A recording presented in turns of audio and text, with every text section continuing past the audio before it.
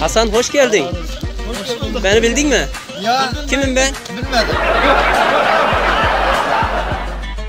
Geldin mi kardeşim? Ya Aa Nergiz'i gördün. ya. Aa burada şimdi artık kardeşlerin yanında olacaksın. He? Ha olacağım. Sen beni tanıdın mı? Ha. Kimim? Tamam hani seni geldim çekim yaptım ya Çoban Bey'de. Sebahgil'de geldim seni çektim ya. He. Bu.